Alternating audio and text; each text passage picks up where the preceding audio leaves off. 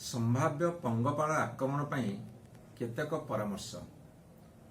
पूर्व आफ्रिकार Nigeria, Somalia आदि मरुभूमि अंचल एक झिंटिका जातीय कीट जहाँकि पंगपाल वा लोकस्ट नाम परिचित। यही कीट ये जो झिंटिका जातीय कीट ये आक्रमण करी समय समय फसल एवं अन्यान्य गछलतार सबुज अंश खाई नष्ट कर दे थांती।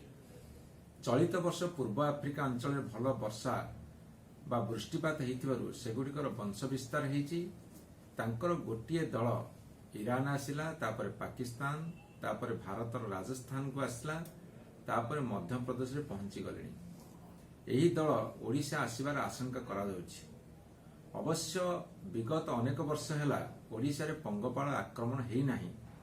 ए वर्ष मध्य नहेबा लागि आमे भगवान को प्रार्थना करिबा। तथापि आमको सतर्क रहिया पड़िबो।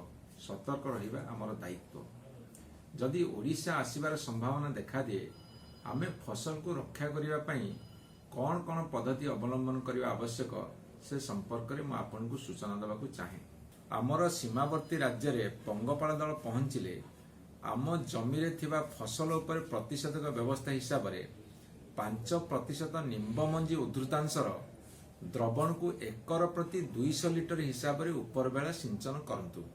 यह बदल रे बाजार रे मिलुथिबा 300 ppm निम्ब आधारित कीट विष को एकर प्रति 1 लिटर हिसाब रे 200 लिटर पानी सहित मिसाई ऊपर बेला सिंचन करा जाई पारे।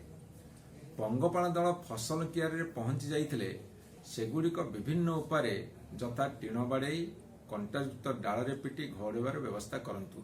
एतद व्यतीत कीटमान द्वारा आक्रांत फसल उपरे उपरोक्त निम्ब आधारित कीटनाशक सिंचन करंतु किंबा एकर प्रति 400 मिलीलीटर प्रोफेनफस 50 ईसी को 200 लिटर पानी रे सिंचन करंतु। मोर समस्त चाषी भाई मान को अनुरोध, एथिरे डरिबार कोनसी कारण नाही।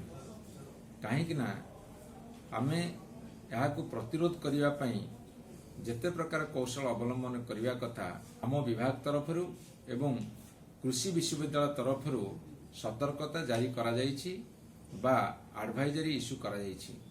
ताकू आपण माने पालन करंतु एवं पंगपाल को प्रतिरोध करंतु। नमस्कार।